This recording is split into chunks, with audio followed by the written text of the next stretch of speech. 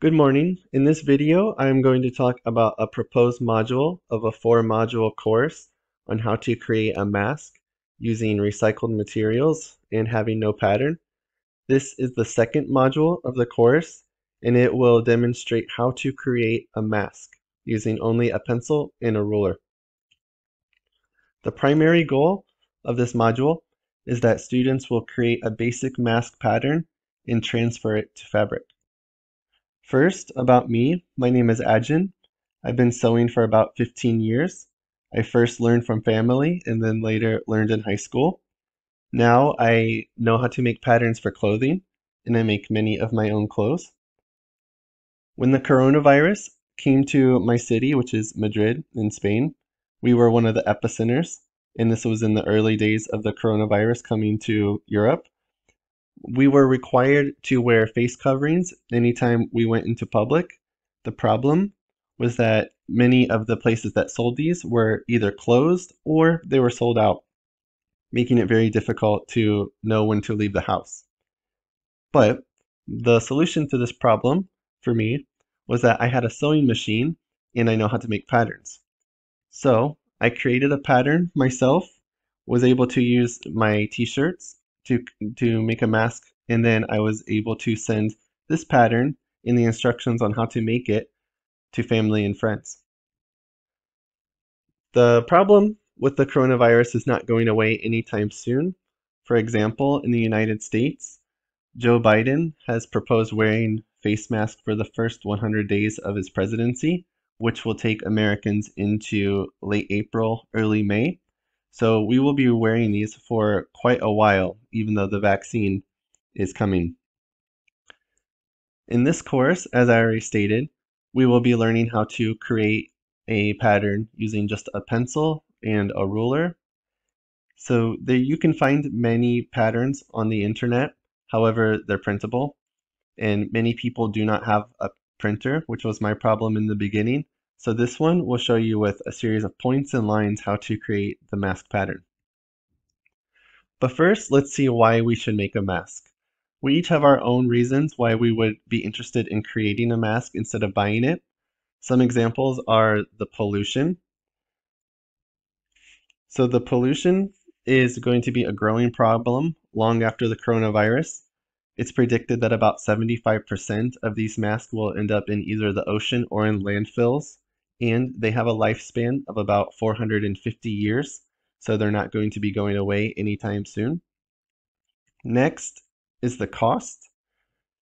The masks in 2019, the total cost worldwide was about $800 million.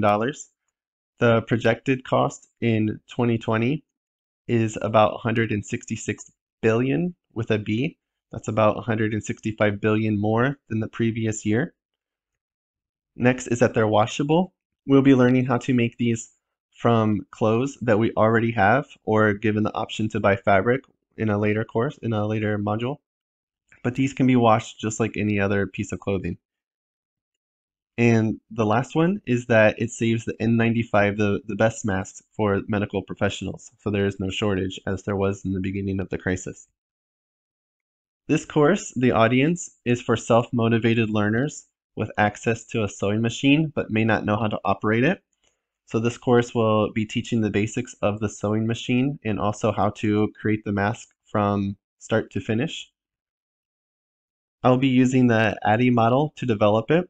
So first, I'll start with an analysis to gather information and answer questions, such as who is going to be taking this class and what is the timeline and their prior knowledge. Next, designing, we'll be working with the subject matter expert to build a storyboard and choose the format of the course. Following that will be to develop and create a sample and develop the materials. Next, we'll implement it with testing a prototype and fixing the issues. And finally, evaluating it by conducting an evaluation and fixing the issues that we didn't catch before. The tasks that we will do in this module alone, there are 3. The first one is to gather the materials. So we will explain that they need to gather paper, pen, ruler, fabric and pins, and then clear their workspace. Next is a little bit more difficult, where we will ask the learner to draft the pattern. They will follow a series of instructions and measurements and end up with the shape of a pattern, and then we'll check it and cut it. And then finally, we'll learn how to transfer it to fabric. We will differentiate between the right and wrong sides of the fabric, and we will pin it, trace it, and cut it. It's not as simple as it looks. Next is the objectives and the assessments. So the first objective is to draft the pattern. We will assess this by a knowledge check using different measurements. So in the previous area, when we're drafting the pattern, we will be using a series of points. But in the knowledge check, there will be different lines to measure between different spaces to see if those are correct. If those are correct, that means they have done the pattern correctly. Next, we'll transfer the pattern to fabric. This will do a knowledge check for awareness of the lines and fold. This is because the lines can be confusing and the learner will often cut the wrong lines. This will be a check to before and after to make sure they are cutting the correct ones.